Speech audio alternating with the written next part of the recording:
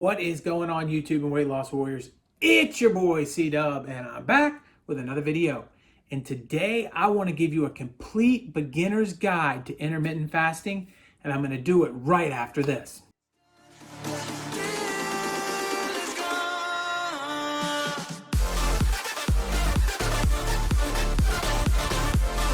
What is happening? If you're new to this channel, my name is C-Dub, and I lost 125 pounds eating just one meal a day. I'd like to welcome you. And if you're a subscriber, a weight loss warrior, somebody that comes in and day out and watches this channel, I appreciate you for having my back. Thank you so much. And if you're one of those that's catching my videos in your feed and you're watching them and you enjoy them, if you could just take a minute to subscribe, I would appreciate it, because it's going to help this channel grow, and that's going to help me reach somebody new, and that's going to help me impact hopefully somebody's life and get them on the road to weight loss. And I would appreciate it if you helped me do that.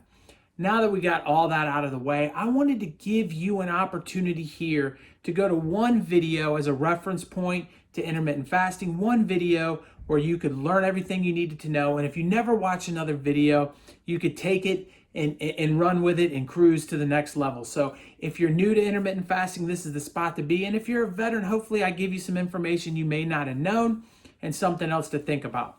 So we first talk about intermittent fasting, or time restricted eating. It's basically just as simple as it sounds, is we're going to eat for a portion of the day and we're going to fast for a portion of the day. And technically we do that to some degree just anyways, because we sleep, and we sleep for 8 hours of time. So all of us do it on some level, but the term intermittent fasting has basically come about and become trendy.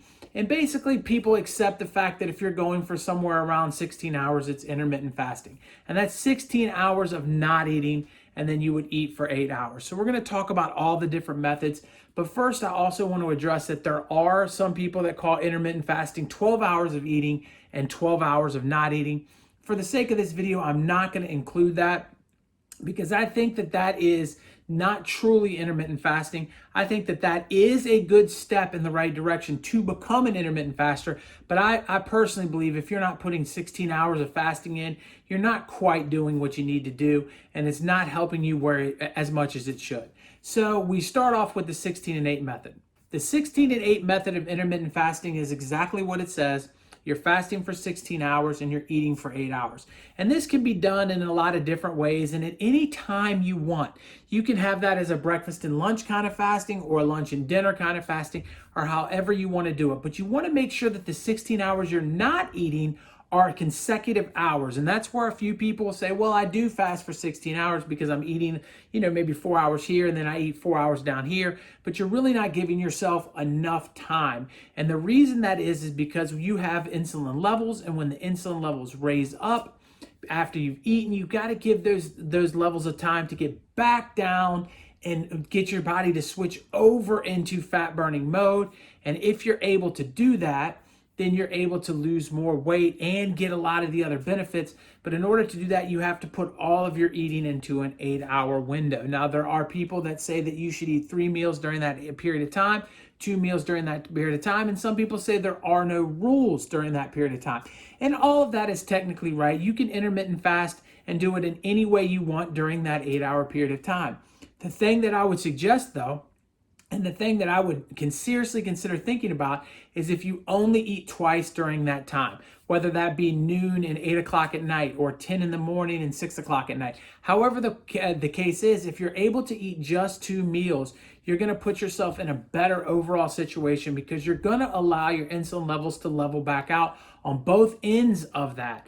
And so if you're eating at noon, your insulin's going to get back to normal sometime before you eat again, and that's a good thing. So you're not continuously raising it to a small level, because even though it'll come down every time you snack, it's going to never get back down deep enough. It's going to do one of these things where it's continuing to raise every time you snack just a little, and then you're eating and you're getting your insulin levels high. And if you did not understand the insulin hormone, it is the storage hormone. So when your insulin levels are high, you're not going to be able to put yourself back into fat burning mode easily. So if you're eating throughout the day, you're really never giving your body enough of a break from eating. And that is the number one problem with all non-intermittent fasting way of eating is the fact that you're not giving your body a chance to break. So that's the 16 and 8 method. So moving on from there, they're all really simple. You have a warrior diet, which is going to be 20 hours of fasting and 4 hours of eating. And you're going to eat 2 meals in that 4-hour period of time. You can also do an 18 and 6, which is the same concept of 18 hours of fasting and 6 hours of eating with 2 meals there as well. You can do OMAD, which is 1 meal a day, and that's just eating in a 1-hour window. Some people do extend their OMAD to a 2-hour eating window where it's kind of in between the warrior and the OMAD.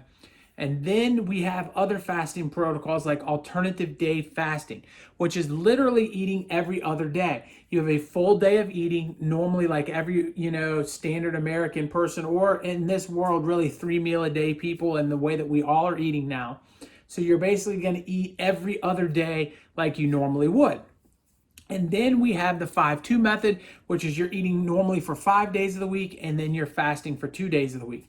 Now, with all of these methods, they can all be used to help you in whatever your goals are. So you kind of got to play with each method and figure out which one of these methods works best for you. Now, with all of these different methods, another thing too is you don't have to just be married to one of them. Anybody that watches this channel knows that I eat 1 meal a day, and I do a day in and day out, no excuses. I never vary from it, and that's just what I do. But that doesn't mean you have to do that. So you can do these different types of fasting, and depending on what your weight loss goals are, you can combine multiple things. You can do alternative day fasting with regular intermittent fasting. So you can be on a 16 and 8 protocol on your 2 days of eating. You can take it down to a warrior diet or even an OMAD diet during your eating day if you want to lose weight quicker. So you can mix and match it however you want. And then there's also prolonged fasting, which is fasting for more than 24 hours, 48, 72, that kind of thing, which is not really an intermittent fasting protocol, but it is a fasting protocol that fits into the topic of fasting, basically. And we can also include Ramadan, which is going on right now, and that's only fasting. The only time you're eating is when the sun is down. You can eat and drink during those times. So you can combine any of these methods, and just as an FYI, just because it is Ramadan does not mean that you only can use that method or that idea of fasting during this period of the year. You can do that, whenever you feel like doing it. So once you get in the swing of things, you can match them up however you want to. And we've had successful people interviewed on this channel that have done multiple fasting protocols and added them all together. So you can even start on a 12-hour fasting, which I said wasn't really intermittent fasting, and work your way to 16, and then occasionally do OMAD and add it with a 5-2 or a alternate day or whatever it is you want to do. But the reason you clicked on this channel was to get a basic idea. Well, we can't really, those are the fasting protocols, but we can't really just move on without talking a little bit about the benefits of each one of them and why you may want to look at that fasting protocol over another one. 16 and 8 has to be the most flexible there is because you have such a large period of an eating window with 8 hours of the day being able to eat. That really allows you to be able to put your meals together in all kinds of different ways and all kinds of different setups. So the strength of the 16 and 8 is definitely going to be its flexibility. And when we talk about an 18 and 6, it's just a little bit less flexible, same kind of concept. The 20 and 4 method, I've said before, I think is maybe the best intermittent fasting method there is, because you're able to eat in a 4-hour window and you're able to consume a healthy, really nutritious, dense-based first meal, and then kind of eat something more that you would want 4 hours later or 3.5 hours later. It kind of gives you a little bit more flexibility in that sense, but it allows you to be able to pull in the nutrition, and it also allows you to digest some of that food before eating again, but without raising your insulin all day long. So I think that's a really powerful method. OMAD's greatness is that it's very hard to overeat on OMAD. Now, on most of the other fasting protocols, you can overdo it. And when you're talking about eating 1 meal a day, you still can, but it's much harder to do. And so when you get in the swing of eating 1 meal a day, it's much harder to regain weight. It's much harder to be able to do a lot of things because you're giving yourself such a limited time to eat in. Alternate day fasting is really powerful for those people that are going to have trouble once they start eating, they can't stop, but the fasting periods are okay. And you'll see that in some people. You might do intermittent fasting and you're doing a 16 and 8, and once your window opens, you're eating the whole 8 hours. So then you say, well, I'm going to move it to, an 18 and 6, and then you're doing the same thing. And then you say, well, I'm moving to warrior, and you're like, I can't stop eating. And then even if you pushed it all the way to OMAD, you have trouble cutting the food off at the end of the hour. You just want to eat the rest of the day. If you're that kind of person, alternate day fasting is really good because, hey, look, on my fasting day, I don't even think about food, don't even have to worry about food. And then I can push my window back all the way to maybe a 16 and 8. And then that 8 hours of eating, I can't possibly overeat 2 days worth of eating. So that might be a good situation for you. And you can narrow it down if you are overeating during that time to even a warrior or OMAD. And so ultimately you have a lot of flexibility with alternate day fasting. And if you have that trouble getting going, stopping once you get going, which some people do have. The 5-2 split is kind of like a less extreme version of alternate day fasting, so you kind of have the same benefits in situation there, except for you're able to eat a little bit more. So if you're able to control your eating and you're only slightly overeating and you're not grossly overeating like I used to, then your 5-2 plan might be the plan for you. And then, of course, you can add prolonged fasting in there for the benefits of autophagy. If you don't know what that is, there's plenty of videos out there, especially even some on this channel. I'll try to leave a card right here with one, and I'll try to put cards along the way as we talk about each one, going into more in-depth and more detail. So I wanted to make a really simple, fast, not hold you too long video kind of explaining each method so that if you have not decided, you can make a decision. And if you already have and you just watched it because you're a big, fan of intermittent fasting and you wanted to hear what I had to say about each fasting protocol, I'd appreciate you leaving a comment down below telling me which protocol you do. What protocol do you think is best and which protocol do you think fits people the best? So I hope that this video was helpful, and I hope that if you're beginning in intermittent fasting, you stay a part of this channel and you grow with me and you learn more and do everything you can to support it, because I'm here to support you on your weight loss journey. That's why I started this channel. I want to help you out, and I hope that this video does just that.